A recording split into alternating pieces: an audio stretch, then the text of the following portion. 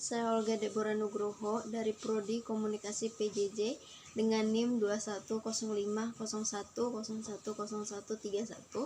dengan mata kuliah Literasi Media Digital. Di sini saya akan mempresentasikan tentang digital gap yang terjadi di daerah 3T di Indonesia. Studi kasus yang saya ambil adalah telekomunikasi di daerah Papua. Berikut presentasinya, silahkan simak.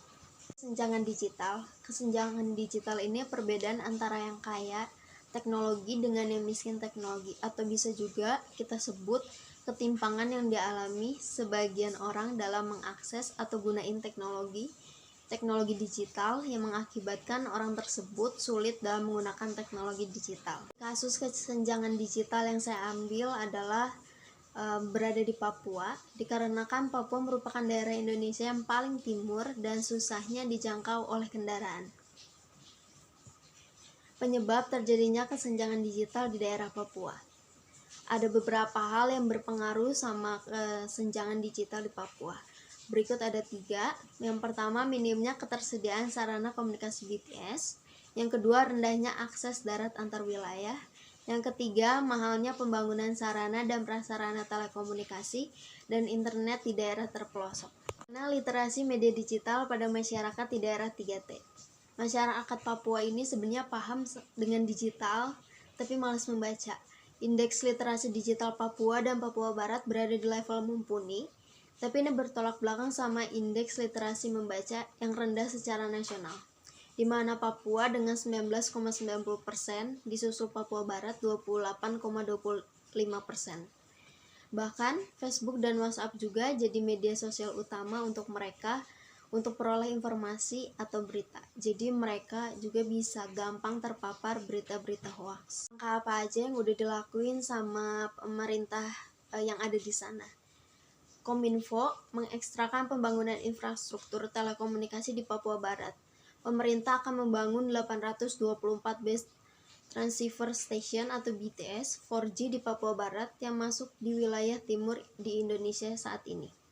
Setelah infrastruktur ini selesai, langkah selanjutnya adalah mendorong biar tiang pemancar yang telah dibangun ini bisa digunakan secara maksimal.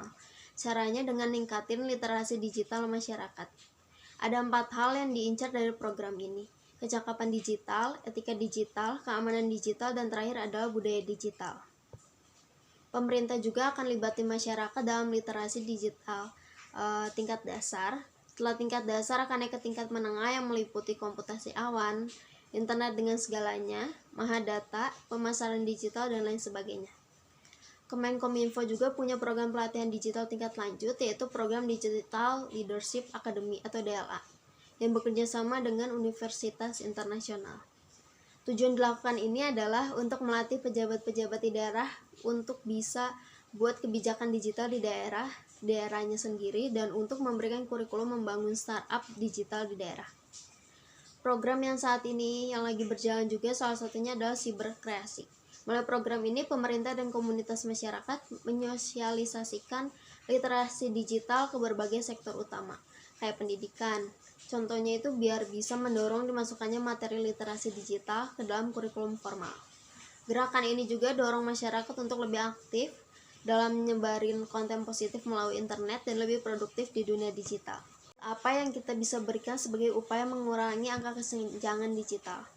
Yang pertama ada program subsidi perangkat, di mana kita sediain subsidi atau program pinjaman untuk beli perangkat sebagai komputer atau smartphone kepada kelompok yang membutuhkan.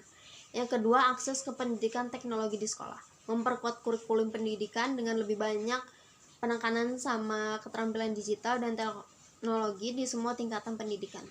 Yang ketiga, ada program subsidi akses.